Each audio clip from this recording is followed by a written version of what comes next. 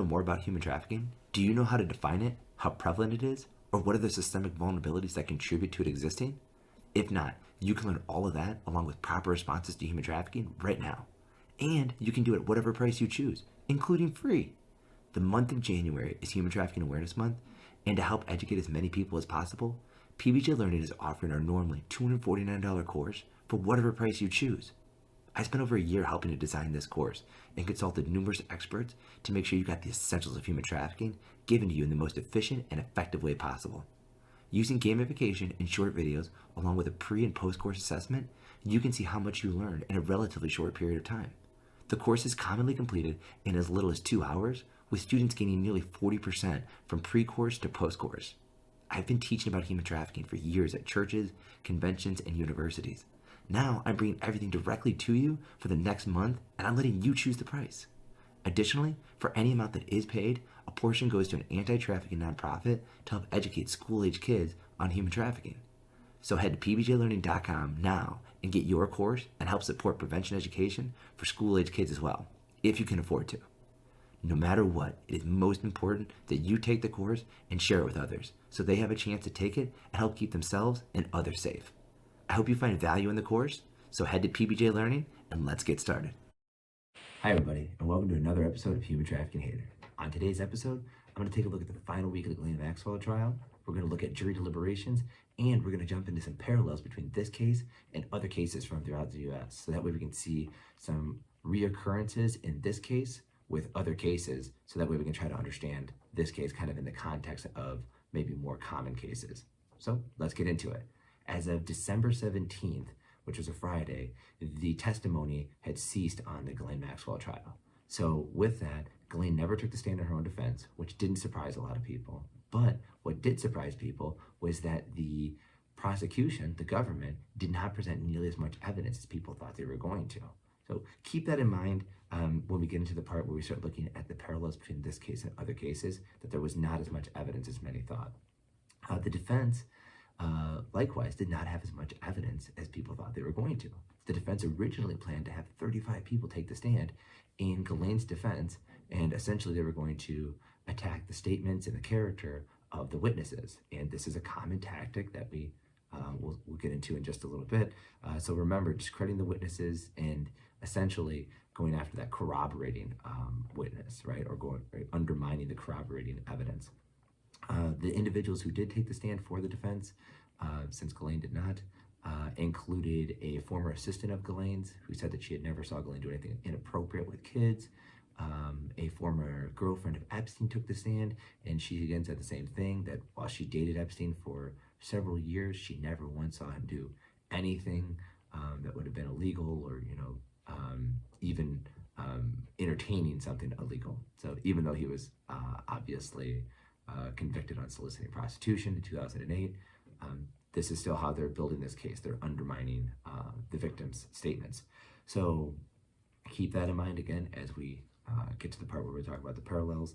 And so then on with the case ceasing for the defense and for the prosecution, it was handed off to the jury, and the jury started deliberating. And as of December 21st, Tuesday, they had asked for a handful of transcripts because they wanted to re-examine victim statements, because one of the things that was attacked during the trial was that the victims had changed their statements or added to their statements that they had made years prior. And the idea was that they were doing it just to kind of entrap Ghislaine into this rather than, being truthful. And to kind of like support this idea, the defense actually brought on an expert who testified that memories are not fixed and they can be malleable and adjusted. So again, adding some discredit to the victim's statements. And that's what the evidence really is. That's what the whole thing is predicated on, is believing these witnesses and these supporting witnesses that kind of, build that whole case up. So, deliberations continued on to December 22nd. And there again, the jurors asked for more transcripts. So again, whatever it is that the defense put out there, it's at least got them thinking, right? So however much people thought this was going to be a slam dunk case, the jurors are really taking to heart, what the defense presented, which is, are these victims credible? Can we believe what they're saying? Did the statements change too much? So now I want to switch gears a little bit, because today is Monday, December 27th. So the jurors are going to be resuming deliberating today. So I'm sure there's going to be updates even just a couple hours after this video is made. But I want to look at the parallels now. And so this is what I've been trying to do with these videos, is not just give you an update what's taking place in the trial, but giving you more to understand other cases that are not getting as much publicity. And so this case does have some similarities with those cases. So a lot of the information that I'm going to share with you today is coming from a single document. So right here is the document. I'll go ahead and share that on my Patreon site as well. So if you want to take a look at it, I'll try to post a couple of other documents on there. And the link to my Patreon is below. So this is the prosecution of state-level human trafficking cases in the United States. I know it sounds boring, so I'll just give you the good stuff. Or the good information, not so much good stuff. But so what we get out of this document is that since 2015, there has been a human trafficking law in every single state. So the federal government's had it since 2000 with the Trafficking Victims Protection Act, which is what Ghislaine is being charged under. But the states were a little bit slower to have their own laws written. But since 2015, these cases have been in existence, or these laws have been in existence, sorry. With that, many of the prosecutors are unaware that, one, the laws exist, and two, how to charge somebody using those laws, because they don't do it that much, because there's not a lot of evidence in a lot of cases, or at least in their opinions, there's not a lot of evidence. And so, again, I'm speaking from this document. This document is not generalizable to the entire country. It only looked at 12 different counties. And while it did triangulate its information by talking to service providers, police officers, and prosecutors, I'm not suggesting that this is going to be the case in every county. You might live in a county where the prosecutors are really on top of charging human trafficking and understand it completely. But I think that if we did look into other studies, we'd probably find a lot of similarities. And I'm just going off of some of the studies that I have looked at in the past. So in any case, many prosecutors are unaware of the laws. And because they have prosecutorial discretion, which means that they are allowed to choose what cases they take and how they want to charge them, they end up shying away from these cases a lot of times.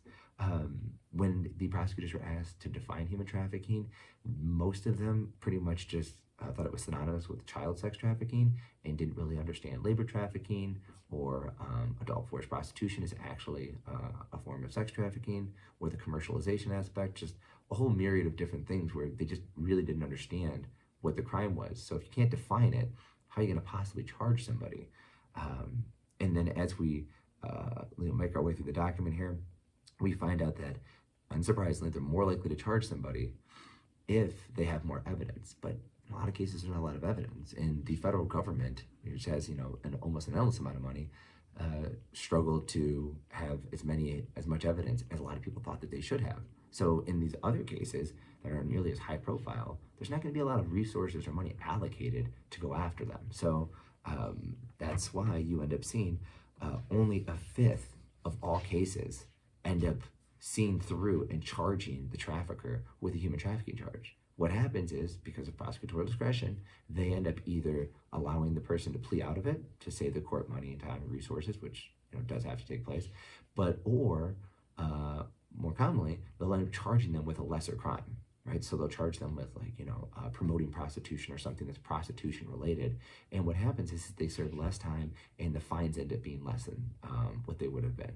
So the trafficker doesn't even get charged with trafficking, and the victims, they really get the raw deal, because what we get from this document, and I can tell you 100% that this happens in a lot of cases, and I think it's going down. So I'll say that much. I think it's reducing what I'm about ready to share with you, but it definitely still is taking place, where they are arresting victims to coerce statements. So they need that evidence so they can go after the trafficker, but the victims, because of trauma and other factors, are not willing to speak out, and they're scared or whatever. And so the police response is to arrest the victims, charge them with something like prostitution or something along those lines, and compel them to say, hey, look, either we can charge you and you'll serve X amount of time in jail, or you can take the stand against this trafficker who you might be terrified of and depending on for life for the past, several months, years, whatever. But we need you to speak out against them. It is a really traumatic experience. Something like trauma bonding, I won't get into it because I think, it takes a long time to understand it, but essentially, because of repeated abuse and then limited moments of kindness, these victims end up, their minds end up actually physically changing. The structure ends up changing. They end up basically being kind of like, if you think of Stockholm syndrome, and that's how the victimization takes place. Even though they're not, in chains or something like that, they're still almost stuck by their mind as opposed to the physicality of restraining them. And there's a lot of other factors that go into it, but because the police and the prosecutors are unaware of this, they're re-victimizing these victims and compelling them to have to testify. And then the last thing that I'll put out here is that for these victims, what happens is the police will try to arrest them sometimes to try to keep them safe because they don't want them out in the streets, which makes sense. But if you're arresting somebody to keep them safe, now you've become kind of another bad person because you're literally arresting them and they don't have anywhere for them to go because there's not enough safe houses and then there's not enough shelters even. So you end up that they're placing them in juvenile detention with delinquents and criminals because they don't have anywhere else for them to go. So how are you going to get this victim to think that you're there to help them when you're literally locking them up with other people who are being labeled as criminals? And after they do testify, what's the plan for them? How much are the police helping out? What sort of services are being provided to them down the road? So these are some things that, at least that I found, that definitely paralleled with the Ghislaine trial, where it's like, you see the victims coming in, their statements are being undermined, the amount of evidence, everybody wants there to be more evidence, the corroborating evidence, and it's just kind of a thing where it's like the prosecutors don't understand enough and aren't able to articulate and put together enough of a case that in most cases they're able to do anything about it. In this case with Ghislaine, luckily the federal government, those individuals, prosecutors, were a little bit more aware of the law and they were able to go after her. So we will see what happens today because their jury deliberations are going to be resuming. So maybe they'll have a decision, maybe they won't, but keep coming back here and I'll keep trying to get updates for you.